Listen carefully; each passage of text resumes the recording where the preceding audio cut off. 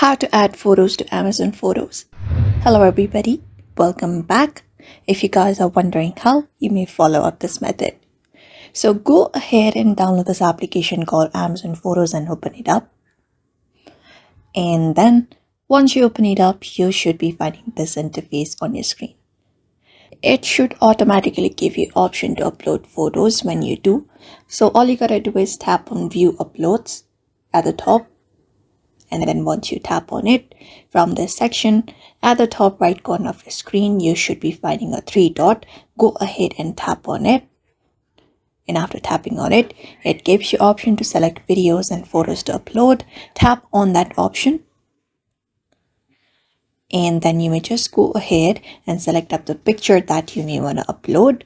And tap on the upload at the top right corner. Like this. And once that is done, it will start uploading on your Amazon Photos and it will be uploaded. So that is how you upload photos onto Amazon Photos. So I hope this video was helpful and thank you for watching this video.